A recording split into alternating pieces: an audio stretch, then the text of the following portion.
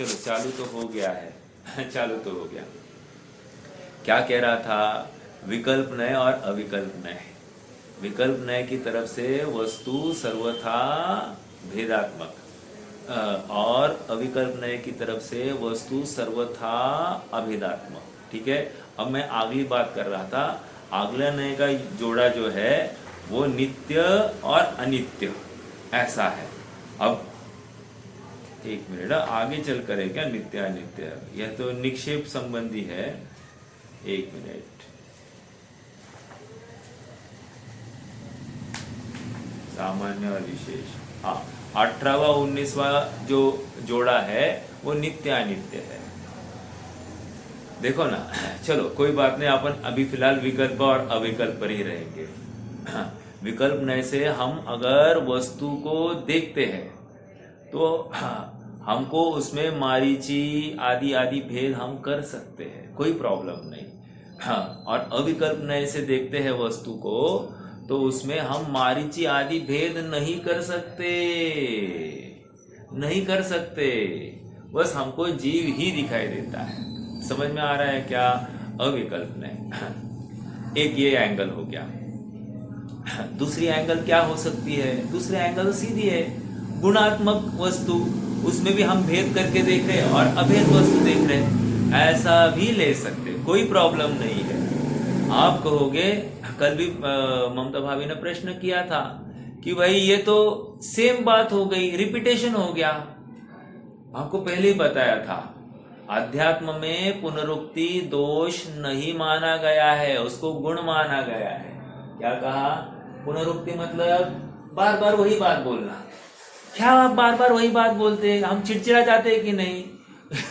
यहाँ कह रहे हैं नहीं नहीं, ये रिपीटेशन जरूरी है क्योंकि तुम्हें भूलने की आदत है, तुम वस्तु को ध्याते ही नहीं हो, इसलिए तुम्हें याद कराना पड़ता है। ओके, और याद कराने के लिए हमने मात्र शब्दों, अलग शब्दों का चयन किया है। भाव वही देंगे लेकिन अलग शब्दों का चयन किया है। तुम्हें भी नवीन लगेगा और हमें हमारी बात बराबर तुम्हारे गले उतारने में सहायता हो। समझ में आया? देखो क्या कह रहे हैं, अभी पढ़ते हैं, पेज नंबर 270 पर आ जाइए, है ना?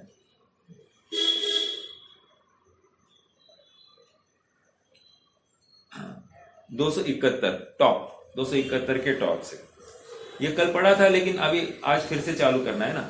आत्मद्रव्य विकल्प नय से बालक, कुमार और वृद्ध ऐसे एक पुरुष की भांति सविकल्प है। और अंडरलाइन द वर्ड सविकल्प। विकल्प नय का अर्थ क्या किया उन्होंने? सविकल्प। ओके, और अविकल्प नय से एक पुरुष मात्र की भांति अविकल्प। अविकल्प, अविकल्प के आगे आप ब्रैकेट में लिखो अभेद, और सविकल्प के आगे ब्रैकेट में लिखो भेद। ठीक है, विकल्प मतलब मुझे इसके बारे में विकल्प नहीं करना, विकल्प नहीं करना, मैं ज्यादा सोच नहीं सकता, ऐसा अर्थ नहीं लेना, ऐसा अर्थ नहीं लेना। कल मेरे ख्याल से नीता भाभी का प्रश्न था, विकल्प मतलब वहां मन अवलंबन होगा। अरे वो विकल्प नहीं लेना है यहाँ पर। हाँ, यहाँ पर विकल्प इतना ही लेना है क्या कि विकल्प मतलब भेद। ओके, और एक बात, जब तक अपन आत्म वस्तु में नहीं जाते तब तक मन का अवलंबन रहता ही रहता है। ठीक है, मन के अवलंबन के बिना चिंतन मनन हो ही नहीं सकता। हाँ, मनुष्य नाम क्यों पड़ा मालूम है क्या आपको? गोमटसार जीव कांड में आया है प्रकरण। हाँ, मनुष्य नाम क्यों पड़ा?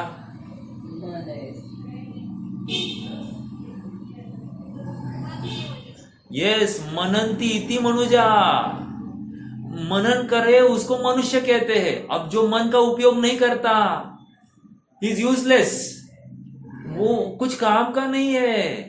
इसलिए हर चीज में मन का उपयोग करना, और मन का उपयोग किसके लिए? चिंतन के लिए, योग्य वस्तु को धारण करने के लिए। समझ में आया? गलत वस्तु का परित्याग करने के लिए। जिस गलत वस्तु को मैं बार बार अपनी समझकर ग्रहण कर रहा था, उसको त्यक्त करना है, और जो सत्यार्थ वस्तु है, मेरी वस्तु है, अपनी वस्तु है, उसको ग्रहण करना।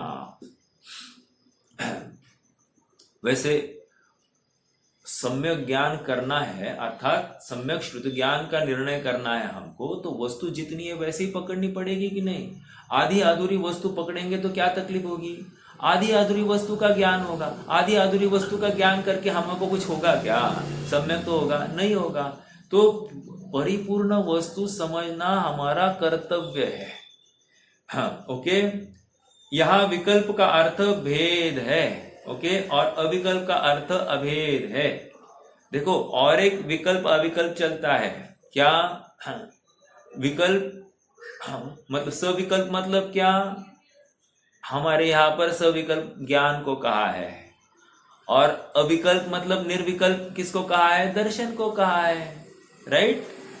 ये भी एक सविकल्प निर्विकल्प वाली बात है, वो बात यहाँ पर नहीं लगाना, ठीक है? और एक सविकल्प निर्विकल्प है क्या? हाँ, मोह से युक्त होना उसको सविकल्प कहा, और मोह से रहित होना अर्थात शुद्धोपयोग में स्थित होना उसको निर्विकल्प कहा। ये भी एक सविकल्प निर्विकल्प है। कितने सारे सविकल्प निर्विकल्प है। तो प्रश्न ये खड़ा किया गया, सिद्ध भगवान सविकल्प है या निर्विकल्प है? प्रश्न पूछा तो उत्तर दिया, किसी अपेक्षा से सविकल्प, किसी अपेक्षा से निर्विकल्प। ऐसा कैसे? कह रहे ज्ञान की तरफ से देखो तो सिद्ध भगवान भी सविकल्प ही है। समझ में आया? साकार प्रतिभास सविकल्प। और आप मोह के अभाव की तरफ से देखो तो निर्विकल्प ही है। समझ में आ रहा है क्या? ये इस प्रकार, मतलब अनेक तर्क दिए हैं, शब्द एक अर्थ अनेक। हमको यहाँ पर कौन सा लगाना? यहाँ कर कहने भेद मतलब विकल्प और अभेद मतलब अविकल्प। खत्म, इतना सा लगाना, ज्यादा सोचना नहीं। आप चाहो तो चारों पांचों अर्थ लिख सकते हैं, लेकिन वर्तमान इस विकल्प अविकल्प नय में कौन सा अर्थ लेना ये आप वहां पर लिख दीजिए आपके नोट्स में, तो आपको कंफ्यूजन नहीं होगा कि हम विकल्प का अर्थ क्या करें। बहुत विकल्प होते हैं, फिर मन लगेगा, अरे मन लगाना ही है। चलो आगे। जिस प्रकार एक ही पुरुष, बालक, जवान और वृद्ध इन अवस्थाओं को धारण करने वाला होने से बालक, जवान एवं वृद्ध ऐसे तीन भेदों में विभाजित किया जाता है, उसी प्रकार भगवान आत्मा भी ज्ञान, दर्शन आदि गुणों एवं मनुष्य, तिर्यंच, नारक, देवादि अथवा बहिरात्मा, अंतरात्मा, परमात्मा आदि पर्यायों के भेदों में विभाजित किया जाता है। क्या क्या किया? फिर से हाँ, एक गति अपेक्षा से उन्होंने भेद किया, ठीक है। दूसरा, हाँ, एक ही पर्याय में उन्होंने बालक, वृद्ध आदि सब डिवीजन किए। तीसरा क्या किया? हाँ, गुणों अपेक्षा से भी भेद करके दिखाया। समझना, गुण अपेक्षा से भी भेद करके दिखाया। 3 और चौथा, आत्मा की शुद्धता अपेक्षा अर्थात भाव की अपेक्षा भी उन्होंने बहिरात्मा, अंतरात्मा अर्थात वो पर्याय की तरफ से भी भेद करके दिखाया। पकड़ में आ रहा है क्या? अर्थात शुद्ध अवस्था अपेक्षा भेद करो या अशुद्ध अवस्था अपेक्षा भेद करो, हाँ, शुद्ध पर्याय अपेक्षा भेद करो या अशुद्ध पर्याय अपेक्षा भेद करो, ये सब विकल्प नय के विषय है। कितने जन समझ रहे हैं? क्या कहा? शुद्ध पर्याय अपेक्षा भेद करो या अशुद्ध पर्याय अपेक्षा भेद करो। शुद्ध भाव अपेक्षा मतलब गुण अपेक्षा भेद करो या अशुद्ध गुण अपेक्षा भेद करो। अशुद्ध गुण मतलब विकारी गुण, उसकी अपेक्षा भेद करो। सब विकल्प नय है, ओके। प्लस आप गति अपेक्षा भेद करो, नारकी, मनुष्य, तिर्यंच आदि, ये भी विकल्प नय है। समझ में आया? इसलिए मैंने कहा मारीची, महावीर आदि भेद कब कर सके? जब विकल्प नय है तभी कर सके। विकल्प नय नहीं होता तो ये भेद नहीं कर सकते थे। देखो, किसी धर्म में कोई विशेषता तो पाई जाएगी, वो पूर्णता उसके साथ में मैच होगा ऐसा नहीं। अभी जैसे द्रव्य नय, पर्याय नय और ये विकल्प नय लगभग सेम दिखते हैं, थोड़ी बहुत फर्क होगी, कथन शैली में फर्क होगा, और मूल तो ये क्या कर रहा है? आत्मा का ही प्रतिपादन कर रहा है ना, और वो नहीं क्या कर रहा था, आत्मा का ही प्रतिपादन कर रहा था ना, तो प्रॉब्लम क्या है? हमको कोई प्रॉब्लम नहीं है, एक बात।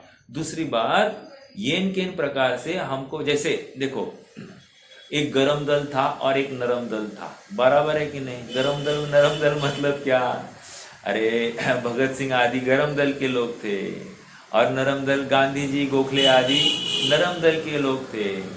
अब दोनों का प्रयोजन क्या था, इंटेंशन क्या था? आजादी, राइट, अर्थात भारत को स्वतंत्र करना। यहाँ पर भी इस आत्मा को स्वतंत्र करना एक ही प्रयोजन है, ठीक है? तो आप किसी भी अपेक्षा से वस्तु को रखो, हमको उसमें से वितरागता ही पकड़ते आनी चाहिए, एक बात। दूसरी बात, कथन कैसा भी करो, अगर वो वैराग्य परक हो, वितरागता परक हो, तो उस कथन में विरोध नहीं है। समझ में आया? हम और आप सब फिलोसोफर्स है, फिलोसोफर क्यों कह रहा हूं?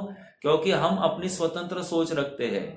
वस्तु को देखकर हमको वस्तु को ध्याने का भाव उत्पन्न होना, यही हमारा प्रयोजन है।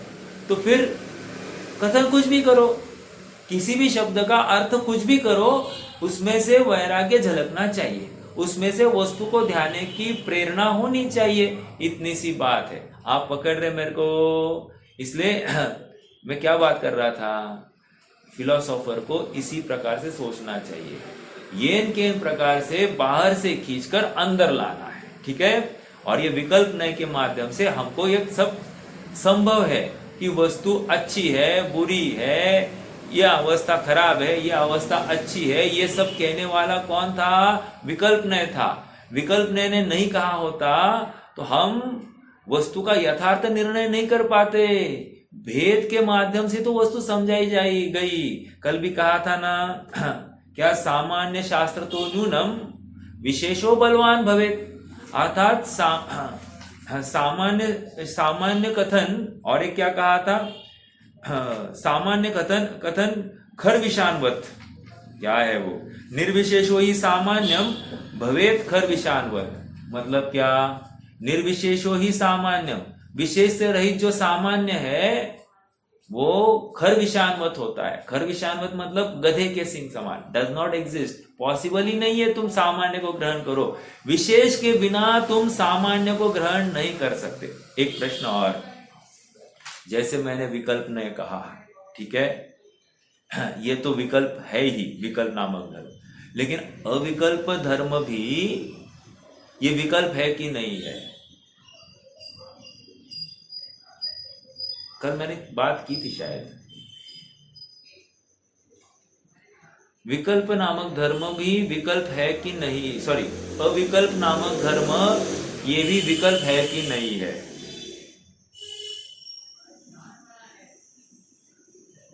अरे विकल्प नामक धर्म से भी हमने वस्तु में भेद किया ही है, क्योंकि वस्तु मात्र अविकल्प थोड़ी है, वस्तु विकल्प अविकल्प आदि आदि सप्तभंग आदि अनंत गुण अवक्तव्य लगा देना, उसमें सब है उसमें, ठीक है? इस न्याय से अविकल्प भी भेद है, लेकिन वो अविकल्प धर्म की तरफ से देखते हैं तो हमको वस्तु में भेद दिखाई नहीं देता। अविकल्प का कथन करना यह भेद हुआ ही है, बट अविकल्प धर्म की तरफ से देख, अविकल्प नय से अविकल्प धर्म को देखे तो हमको वस्तु अखंड दिखाई देती है, उसमें कोई पर्याय दिखाई नहीं देती, कोई गुण भेद दिखाई नहीं देता, कोई क्षेत्र की अपेक्षा से खंड दिखाई नहीं देता। समझ में आ रहा है? द्रव्य की अपेक्षा सामान्य विशेषता कुछ दिखाई नहीं देती, एक अखंड द्रव्य दिखाई देता है। समझ में आया? हाँ, अर्थात नित्य अनित्यता नहीं दिखाई देती, एक अनेकता नहीं दिखाई देती, एक वस्तु, एक अखंड वस्तु दिखाई देती है। कैसी वस्तु दिखाई देगी? कोई बताएगा? सामान्य, अभेद, नित्य, एक। क्या कहा?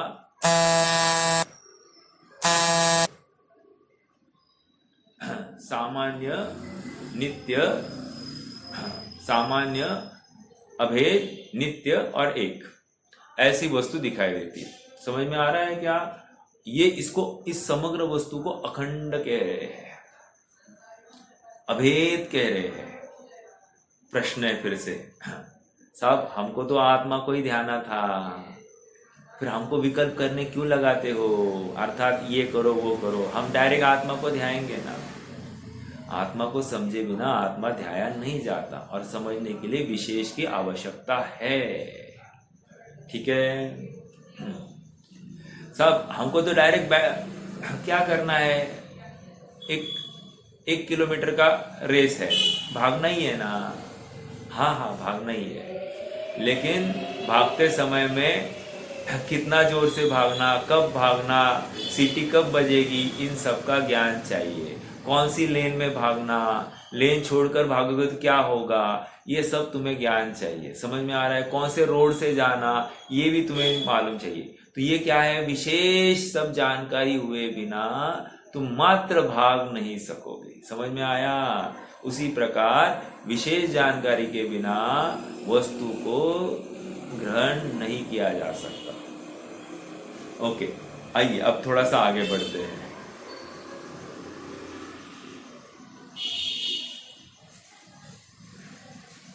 तथा ये किसकी चर्चा हो गई, विकल्प ने। हम कितना भेद करें, कौन से भेद करें, ये सब बात आ गई। ठीक है, नरक, तिर्यंच आदि। देखो एक प्रश्न पूछो आपको,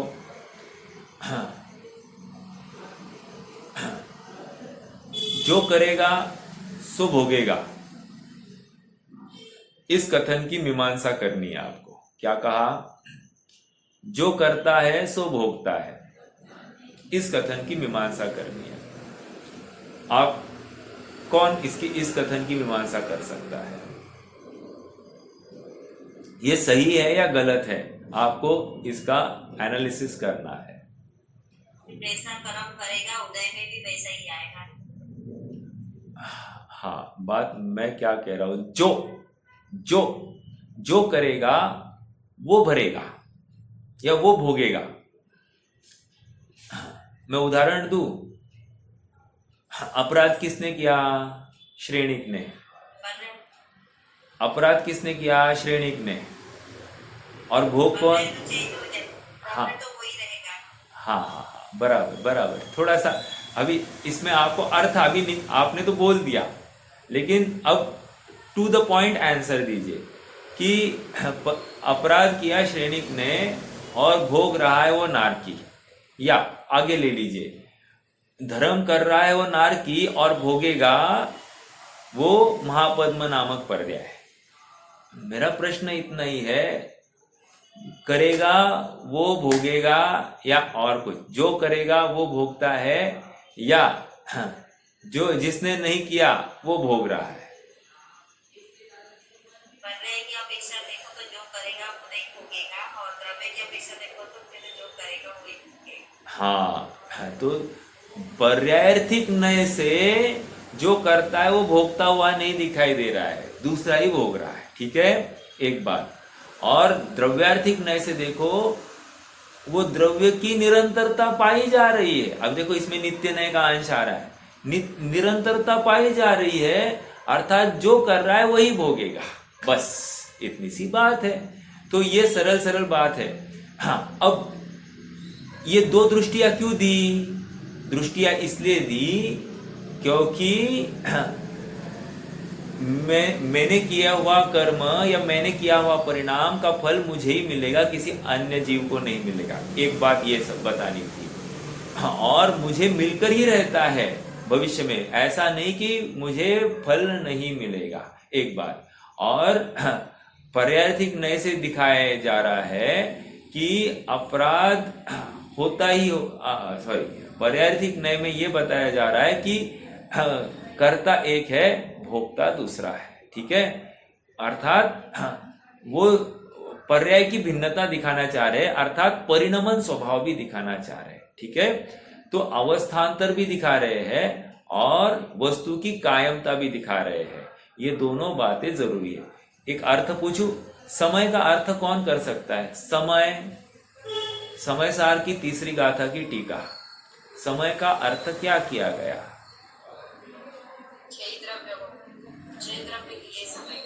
ये तो दूसरी गाथा की टीका का अर्थ है, तीसरी गाथा का अर्थ। गाथा में समय लिया है और दूसरी गाथा में स्वसमय पर समय जीव को लिया है।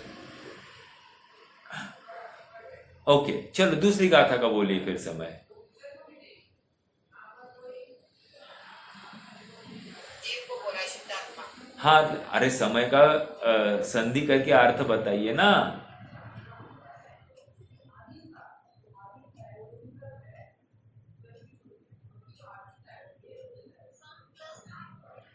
समय बराबर सम प्लस अय। अय क्या है? गतो धातु है, गतो धातु। ठीक है, गतो धातु के क्या अर्थ बनते हैं वैसे कोई बता सकता है क्या? गतो धातु मतलब जाना और जानना, ये दो अर्थ किए हैं। जो जाता है उसको भी अय धातु में ले लिया, मतलब हाँ अय में ले लिया, अय के अर्थ में। और जो जानता है उसको भी अय धातु में लिया। तो कह रहे हैं जो जानता है और परिणमन भी करता है, परिणमन करते हुए जानता है, वो समय, अर्थात स्व समय की बात की वहां पर जो कुछ है। कहने की बात समय मात्र परिणमन करने को ही समय नहीं कहा, जानते हुए परिणमना ये भी एक समय का अर्थ बनता है। समझ में आया? अर्थात वो जीव द्रव्य।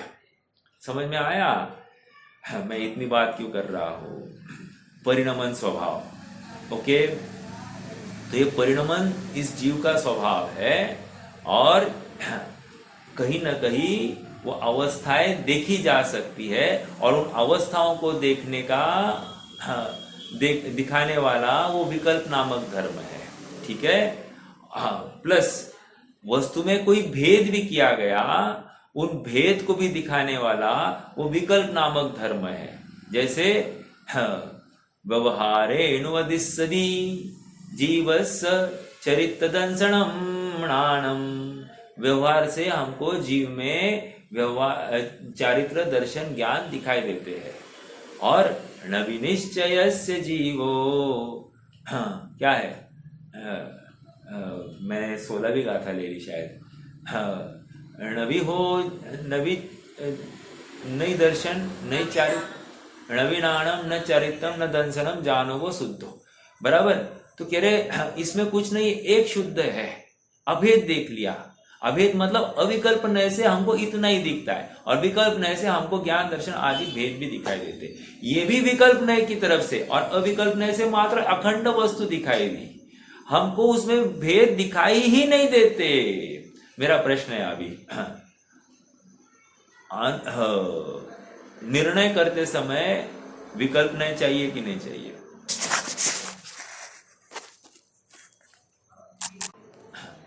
अनुभव के पहले जीव कभी विकल्पात्मक वस्तु को ध्याता है, कभी अविकल्पात्मक वस्तु को ध्याता है। क्या कहा? फिर से अनुभव के पहले ही क्या कहा? वो अविकल्प वस्तु को ध्याना में चाहे तो सविकल्प वस्तु को ध्यान है, पर उसको तो विकल्प ही बोला जाएगा। हाँ, विकल्प मतलब चिंतन। हाँ, विकल्प मतलब चिंतन या भावना, 12 भावना, तत्व चिंतन, इस रूप में विकल्प लेना। वो आप दो विकल्प में अंतर करना, ये विकल्प नामक धर्म, या बहुत इजी करना है तो भेद नामक धर्म और अभेद नामक धर्म, ऐसा ले लो ना। तो क्या होगा कि आपको वो कंफ्यूजन नहीं होगा। ठीक है, भेद नामक, कभी भेद नामक धर्म को ध्याता हुआ विकल्प रहता है, कभी अभेद नामक धर्म को ध्याता हुआ विकल्प करता है। कब?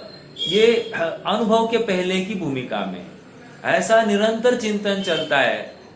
कभी भेदात्मक वस्तु को ध्याता है, कभी अभेदात्मक वस्तु को ध्याता है। ध्याता है मतलब चिंतन करता है, चिंतन मनन चलता है। कब तक चलेगा ये चिंतन मनन? जब तक भेद और अभेद ऐसी वस्तु से, ऐसी नयों से पार वो वस्तु को इन भेदों से पार देखना चालू नहीं करता है, तब तक। समझ में आ रहा है क्या? अर्थात अविकल्प नय का विषय में ममत्व मतलब अपनत्व स्थापित करता हुआ पाया जाएगा। उस समय में मन वहां पर कार्यरत नहीं होगा। क्या कहा? अविकल्पात्मक वस्तु के विषय को ध्याता हुआ पाया जाएगा, लेकिन वो उस समय में मन कार्यरत नहीं होगा। कितने जन मुझे पकड़ रहे हैं मेरे पॉइंट को? मैं एक्सप्लेन कर सका कि नहीं? आप मुझे जस्ट एक बार कंफर्म कीजिए। नहीं समझा? देखो, अनुभव का काल है, राइट? उसके पहले की भूमिका की बात चल रही है। उसके पहले क्या करता है? कभी विकल्पात्मक वस्तु को ध्याएगा, मतलब उसके बारे में विचार करेगा, कैसी ये वस्तु ज्ञान दर्शन आदि से युक्त है, और कैसी ये वस्तु प्रत्येक समय में नवीन नवीन अवस्था है, तो अवस्था उत्पन्न ध्वंसी उसको दिखाई देती है, राइट? ये सब उसमें दिखाई दिया। और क्या है वस्तु में एक ध्रुववाद भी है, ध्रुवांश भी है, वो भी दिखाई देता है। सब देख रहा है वो, ठीक है? ये उत्पन्न होती पर्याय, नष्ट होती, फिर से द्रव्य में जाती, ये सारा चिंतन चल रहा है विकल्पात्मक। अविकल्पात्मक धर्म के बारे में विचार करता है, अर्थात अभेद धर्म में वस्तु ये अखंड है, समग्र है, ये सब इसी वस्तु का परिणाम है। ऐसा नहीं है कि वो दूसरा कोई काम कर रहा है, अर्थात गुण अलग है, वस्तु अलग है, ऐसा नहीं। वस्तु समग्र है, ये अखंड वस्तु का ही निर्णय करता है कि वस्तु एक ही है, अपरिणामी है। क्या कहा? वस्तु एक है, अपरिणामी है, ध्रुव है, ये कभी पर्याय रूप होती ही नहीं है। अब समझना थोड़ा सा, अपरिणामी है, पर्याय रूप होती नहीं। अभी ऐसा भी कथन आता है ना, ये वस्तु कभी ध्यान रूप होती ही नहीं। What is this? अविकल्प नय का कथन है। वस्तु ध्यान रूप होती नहीं मतलब क्या? अरे 8वें नय का जो विषय है ना, वो यहाँ पर अविकल्प नय या अभेद नय का विषय है, अभेद धर्म का विषय है। आप पकड़ना इस बात को, ज्यादा कंफ्यूजन नहीं करना। 8वां नय का जो विषय है वो यहाँ पर अभेदात्मक वस्तु का विषय है, ठीक है? और वस्तु ध्यान रूप होती नहीं मतलब क्या? कौन बोलेगा? वस्तु ध्यान रूप होती नहीं मतलब क्या?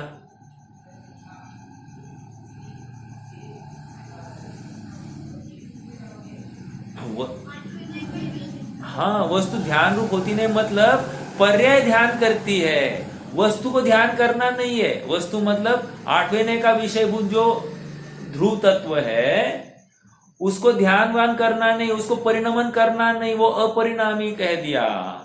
तो कह रहे कि ये ध्यान करती नहीं है, वो पर्याय चाहे उत्पन्न होने वाली पर्याय चाहे तो ध्यान करे अथवा नहीं करे, लेकिन वस्तु जो कि तो कूटस्थ है, ऐसा अभेदात्मक वस्तु का विषय है। समझ में आया? अभेदात्मक नय का विषय है। अब क्या हुआ? इस विकल्प का जो वस्तु है, इस विकल्प भूत जो वस्तु है, उस वस्तु को अब जीव का परिणाम एकाग्र हो गया। जब जीव का परिणाम उस वस्तु में एकाग्र हो गया तो अपने आप विकल्प छूट गया, और विकल्प छूट गया, यही आत्मानुभव का काल है। समझ में आया? यही स्वानुभव दशा है। क्यों? अब वो अपने को बंधनों से पार, अपने को पर्याय से पार, अपने को अबंध स्वभावी, अपने को ध्यान आदि कर्तव्य से पार देख रहा है, षटकारकीय प्रक्रिया से पार देख रहा है। समझ में आ रहा है क्या? अर्थात षटकारकीय प्रक्रिया भी कहाँ हो रही है? पर्याय में हो रही है, ये ध्रुव में नहीं हो रही है। इसलिए ये कह रहे हैं कि अभेदात्मक वस्तु में कुछ भेद दिखता ही नहीं है, अर्थात अनुभव के काल में ऐसी ही प्रतीति होती है। लेकिन ये निर्णय कब करेगा? चिंतन पहले करेगा ना अभेदात्मक वस्तु का भी, थोड़ी अनुभव डायरेक्टली होगा। अभेदात्मक वस्तु कैसे दिखती है पहले नक्की करेगा विकल्प में, और फिर अनुभूति होगी, और अनुभव के बाद में फिर से पूर्व के विकल्प के साथ में टैली करेगा, ऐसा ही था या अन्य प्रकार से था। समझ में आया? तो जब अन्य प्रकार से था तो कोई बात ही नहीं, लेकिन जैसा मैंने शास्त्र के माध्यम से पढ़ा था, वैसा ही मेरे श्रुत ज्ञान में मैंने समझा था, वैसा ही मुझे अनुभवन हुआ, वैसा वेदन हुआ, बस ये हो गया उसको अभेद की वस्तु में स्थिरता। वो अभेद में कौन गया था? अभेद में वो उत्पन्न होने वाली पर्याय गई। समझ में आया? वो पर्याय ने ध्याया लेकिन ये वस्तु जो है वो तो अभेद ही है। और ये अभेद वस्तु क्यों दिखाई दी? क्योंकि अभेद नामक धर्म था, उसमें ज्ञान दर्शन आदि मारीची महावीर आदि पर्याय नहीं दिखाई देती, बालक वृद्ध आदि पर्याय नहीं दिखाई देती, उसको एक अखंड वस्तु ही दिखाई दे रही है। एग्जाम्पल देता हूं, एग्जाम्पल। एक आदमी है, वो शिकंजी पी रहा है। शिकंजी में 7-8 द्रव्य डाले होंगे, नमक, शक्कर, नींबू, पानी आदि आदि, बहुत सारे मसाला वसाला जो कुछ होगा सब डाला है। एक आदमी क्या कर रहा है, वो देख रहा है उसमें, इसमें नमक कम है, इसमें नींबू कम है, इसमें शक्कर कम है। क्या हुआ? वो विकल्पात्मक है। समझ में आया? विकल्पात्मक उस द्रव्य को ध्या रहा है, स्वाद ले रहा है अखंड द्रव्य का, लेकिन विकल्पात्मक ध्या रहा है, तो उसको व्यग्रता है, निश्चिंतता नहीं है, वो आनंद नहीं ले रहा है उस वस्तु का। और उससे विपरीत कोई दूसरा है, ये शिकंजी है, वो अखंड शिकंजी का स्वाद ले रहा है, उसमें ये कम है, वो कम है, या ये भी डाला है क्या, वो भी डाला है क्या, ये भी पूछ नहीं रहा है, वो मात्र स्वाद ले रहा है, अखंड वस्तु का स्वाद ले रहा है। प्रश्न ये है कि वो अनुभव का काल किसका अच्छा है? मतलब जो व्यग्र है, इसमें ये कम है, ये ज्यादा है, ऐसा कहने वाला वो सुखी दिख रहा है, या जो अखंड वस्तु का जैसी है वैसा सेवन कर रहा है, उसको आनंद आ रहा है, उसको आप सुखी मानोगे? तो जो अखंड वस्तु को जैसा है वैसा भोग रहा है वो सुखी है, बराबर। अभी देखो, पहले इसने क्या किया? पहले इसने जाना कि भाई शिकंजी में क्या क्या डाला जाता है, विकल्प ने। शिकंजी का टेस्ट कैसे आता है? वो समग्र सबका एडिशनल टेस्ट एक साथ आता है। वो टेस्ट कहा नहीं जा सकता कि नमक कितना है, नींबू कितना है, नहीं, लेकिन एक समग्र टेस्ट आता है कि अच्छा है, बस ये अच्छा है, ये ऐसा उसने विकल्प में नक्की किया, राइट। अब उसने शिकंजी का पान किया, अर्थात पी ली। अब पीने के बाद में जैसा उसने पहले नक्की किया था विकल्प में नमक इतना डाला जाता है, ये वैसा ही स्वाद आया, नमक कम है, नींबू ज्यादा है, तो कह रहे हैं ये अखंड वस्तु को नहीं ध्याया, अखंड शिकंजी को नहीं ध्याया, ठीक है। यदि उसको एक अखंड शिकंजी जैसा स्वाद आया और एकदम आनंद, हा ऐसा ही हो गया, तो क्या हो गया? उसने समग्र वस्तु को ग्रहण कर लिया, अब उसमें भेद नहीं दिखाई दिया उसको, नमक शिकंजी आदि, सॉरी नमक नींबू शक्कर आदि, उसको अखंड शिकंजी का ही वो वेदन हो गया, ये उसका अनुभव। समझ में आ रहा है क्या? उसी प्रकार विकल्पात्मक अवस्था में विकल्प धर्म का भी चिंतन चलता है और अविकल्प अर्थात अभेद धर्म का भी चिंतन चलता है, लेकिन अनुभव के काल में वहां पर अभेद धर्म का विषय जो है वही दृष्टि का विषय बन जाता है और उसी को ध्याया जाता है। अब भेदात्मक जो धर्म का विषय है उसको ध्याया नहीं जाएगा, क्योंकि उसको ध्याने से व्यग्रता होती है और हमको अनुभव के काल में व्यग्रता स्वीकार नहीं है। समझ में आ रहा है क्या? इसी को मैंने मोक्षमार्ग प्रकाशक का जो डाला था, तच्चा नेसन काले, तत्व अन्वेषण के काल में ये सब चिंतन चलता है, विकल्पात्मक और अविकल्पात्मक चिंतन चलेगा, और जब अनुभूति के काल होगा उस समय में ये सारे भेद खत्म हो जाएंगे। इसलिए पंडित साहब ने एक जगह पर लिखा, सर्वभेद जिसमें गर्भित हो ऐसा चैतन्य भाव सो पारिणामिक भाव। क्या कहा? फिर से, सर्वभेद जिसमें गर्भित हो ऐसा चैतन्य भाव सो पारिणामिक भाव। What is the meaning of this? आपको मुझे बताना है।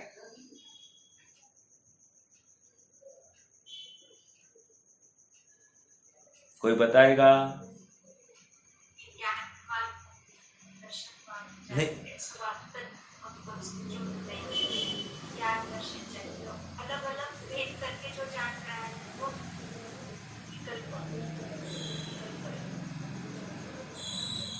हाँ, मेरा प्रश्न ये है, सर्वभेद जिसमें गर्भित हो ऐसा चैतन्य भाव सुपारिणामिक भाव। इसका अर्थ क्या है?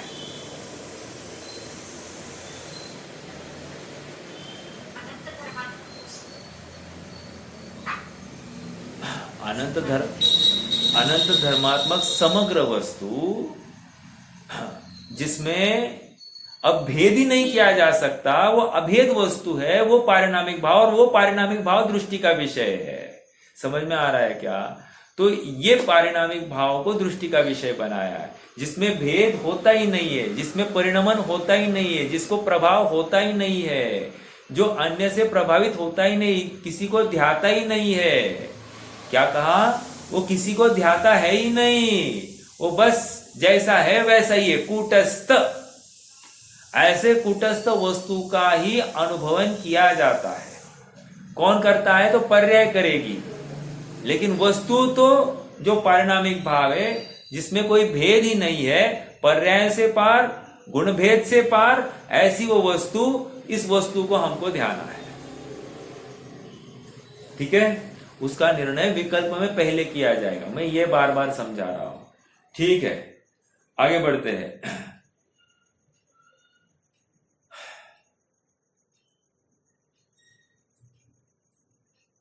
जिस प्रकार बालक, जवान एवं वृद्ध अवस्थाओं में विभाजित होने पर भी पुरुष खंडित नहीं हो जाता, रहता तो है, वह एकमात्र अखंडित पुरुष ही है, उसी प्रकार ज्ञान दर्शनादि गुण एवं नरक आदि अथवा बहिरात्मादि पर्याय के द्वारा भेद को प्राप्त होने पर भी भगवान आत्मा रहता तो एक अखंड ही है। तात्पर्य यह है कि भगवान आत्मा में एक विकल्प नामक धर्म है, जिसके कारण आत्मा गुण पर्यायों के भेदों से विभाजित होता है और अतः इससे भेद नामक धर्म भी कह सकते हैं। इस विकल्प अर्थात भेद नामक धर्म को विषय बनाने वाला नए विकल्प नए है। इसी प्रकार भगवान आत्मा में एक अविकल्प नामक धर्म भी है, जिसके कारण आत्मा अभेद अखंड रहता है, अतः इसे अभेद नामक धर्म भी कह सकते हैं। इस अभेद नामक धर्म को विषय बनाने वाला नय ही अविकल्प नय है। इन विकल्प और अविकल्प नयों को क्रमशः भेद नय और अभेद नय भी कहा जा सकता है। आगे बोल्ड लाइन का। इस प्रकार हम देखते हैं कि आत्मा में विद्यमान गुण पर्याय भेदों को विषय बनाने वाला नय विकल्प नय और अभेद अखंड आत्मा को विषय बनाने वाला नय अविकल्प नय है। अनंत धर्मात्मक आत्मा के अनंत धर्मों में एक भेद धर्म है और एक अभेद धर्म है। पेज नंबर 272, जिन्हें विकल्प धर्म और अविकल्प धर्म भी कहते हैं। इस विकल्प धर्म और अविकल्प धर्म को विषय करने वाले नए ही क्रमशः विकल्प नए और अविकल्प नए है। मैं एक एग्जाम्पल देता हूँ, अभी आपको और थोड़ा सा समझेगा।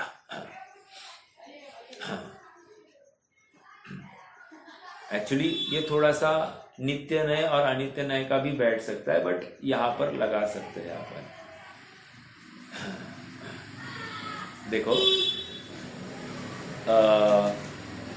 एक लड़की है, वो चरखे पर सूत काट रही है। ठीक है, सूत काट रही मतलब कपास के पूंज होते हैं, उससे वो धागा बना रही है, चरखे पर कर रही है। चरखा घुमाते घुमाते उसका जो कील है वो कील बेंड हो गई तो चलना बंद हो गया चरखा। तो कील निकालकर किसी लुहार के पास गई और लुहार को बोला इसका बेंड निकाल कर दीजिए। तो लुहार ने कहा इसका 10 रुपया होगा। तो बोला ठीक है, आप कर दो ठीक। तो बेंड निकाल कर दीजिए। तो लुहार ने बेंड निकाल दिया। अब कील हो गई सीधी। तो वो लड़की पूछ रही है बेंड कहाँ है। बेंड कहाँ है मतलब वो क्या सोच रही है कि बेंड अलग चीज है और सीधी कील अलग चीज है। तो लुहार ने उसको समझाया ये बेंड उसकी पूर्व पर्याय थी, समझ में आया। अब ये नवीन पर्याय है जो सीधी कील की अवस्था है। तो बेंड कहाँ गया? बेंड द्रव्य में समाहित हो गया, समझ में आया। कैसे समाहित हो गया? बेंड होने की योग्यता लेकर समाहित हुआ। बेंड रूप में समाहित नहीं हुआ, बेंड होने की योग्यता रूप समाहित हो गया। अब वो कैसा है? अब वो दिख रहा है क्या? नहीं दिख रहा है। अब क्या दिख रहा है? अब वो कील की सीधी अवस्था दिखाई दे रही है। बेंड कहा गया? पूर्व पर्याय, नाश को प्राप्त हो गई। समझ में आ रहा है क्या? इसलिए ये विकल्प है, जो नाश हो रहा है उत्पन्न हो रहा है, नाश हो रहा है उत्पन्न हो रहा है, इसमें व्यग्रता होती है। और जो कायम रह रहा है ऐसा अभेद वस्तु, उसमें शांति है। इसलिए जो स्थिरता के पास जाएगा वो सुख को प्राप्त होगा, जो अस्थिरता के पास रहेगा वो दुख को प्राप्त होगा, उसको व्यग्रता होगी। इसलिए प्रेरणा दी जाती है कि आप अभेदात्मक वस्तु को ध्याओ। समझ में आ रहा है क्या? ये समझाने का इतना ही प्रयोजन कि वस्तु भेदात्मक है, और ऐसा होते हुए भी अनुभव के काल में अभेद का ही ध्यान किया जाएगा, राइट? अर्थात अभेदात्मक वस्तु को ही ध्याया जाएगा। इसका मतलब भेदात्मक वस्तु का क्या किया? तो भेदात्मक वस्तु का विषय गौण होकर ज्ञान में पड़ा है, गौण रूप से पड़ा है। भाई हमको पता है भेदात्मक वस्तु भी है, क्योंकि भेद नामक धर्म ही है, लेकिन उसको अभी गौण किया है और अभेद नामक धर्म को मुख्य किया है। और वो अभेद नामक धर्म जिस वस्तु को दिखा रहा है उस वस्तु में एकाग्र हो रहा है उपयोग। समझ में आया? उस वस्तु में एकाग्र हो रहा है, धर्म में नहीं। धर्म जिस वस्तु को दिखा रहा है उस वस्तु में एकाग्र हो रहा है, और धर्म अखंड वस्तु को दिखा रहा है। समझ में आया? अभेद धर्म अखंड वस्तु को दिखा रहा है, तो ये अखंड वस्तु में अपने उपयोग को एकाग्र कर रहा है। और अखंड वस्तु क्या है? जिसमें खंड ही नहीं है, पूर्ण वस्तु, सर्वभाव जिसमें गर्भित हो, ऐसा चैतन्य भाव सो पारिणामिक भाव। इस प्रकार जितने भाव है, त्रिकालवर्ती पर्याय संबंधी जितने भाव प्लस अनंत गुणों के जितने गुण है, ये सब उनके परिणाम है। उन सब को एकाग्र करके उस वस्तु में ग्रहण कर लिया, और ऐसी वस्तु, अखंड वस्तु, ये मेरे दृष्टि का विषय बन जाती है। समझ में आया? चलिए,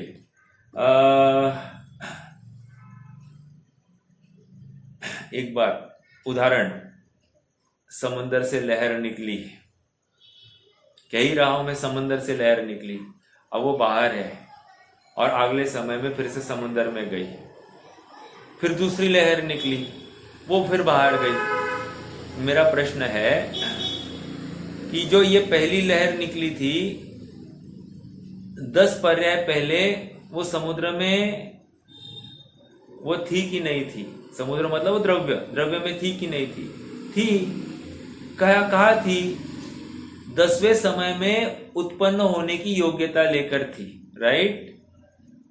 अब 12वें समय में, 11वें समय को 12वें समय में वो लहर है कि नहीं है? है, लेकिन अभी उदय रूप नहीं है, अभी अस्त रूप हुई है, अभी द्रव्य रूप हो गई है फिर से। अब वो फिर से अंदर गई है, लेकिन वो 10वें समय में ही आने की योग्यता वाली ही अंदर चली गई है। समझ में आ रहा है? तो अब क्या करना? अब इतना ही करना कि एक ध्रुव वस्तु को ध्याना, पर्याय आती रहेगी जाती रहेगी, इसकी दृष्टि हटाओ। वो जो कायम रहने वाली अवस्था है, उस कायम रहने वाली अवस्था को ध्याओ, ठीक है? इससे ही तुम्हारा काम होगा। और जो बदलती रहती है उसका निर्णय करो, ये बदलना भी वस्तु के अच्छाई के लिए है, और कायम रहना ये भी वस्तु की अच्छाई के लिए है। कोई भी धर्म वस्तु को में दोष उत्पन्न करने के लिए नहीं है। समझ में आया?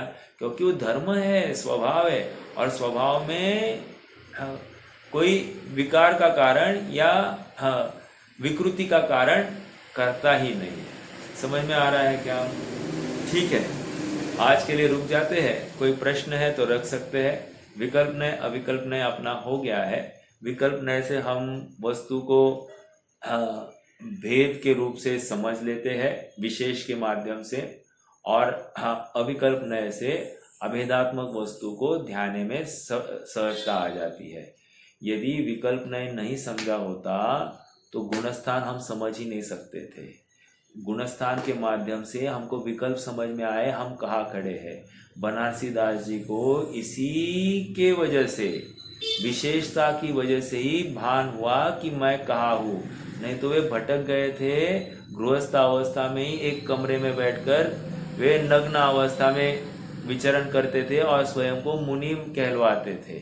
अब ये अवस्था थी, और जब उन्होंने गोमटसार कर्मकांड जीवकांड का अभ्यास किया आगरा जाकर, तब उनको पता चला कि अपन कितने भ्रांति में थे, और फिर उन्होंने आगे चलकर अपनी भ्रांति को दूर किया, गुणस्थान अधिकार जोड़ दिया। किसमें? हाँ, वहां पर नाटक समय सार में गुणस्थान मतलब द्रव्यानुयोग के ग्रंथ में चरणानुयोग का पक्ष लिख दिया, अर्थात कितना इंपॉर्टेंस है ये आप समझ रहे होंगे। ये इतनी बात समझाने का प्रयोजन इतना ही है कि विशेष समझना बहुत जरूरी है। हम कहाँ खड़े ये विशेष के माध्यम से समझता है, हमको कहाँ जाना है ये सामान्य की तरफ से हमको समझता है। तो सामान्य में जाना है, लेकिन विशेष समझे बिना सामान्य में नहीं जा सकते, यही कंक्लूजन है। ठीक है, रुक जाते हैं, कोई प्रश्न है तो कीजिए।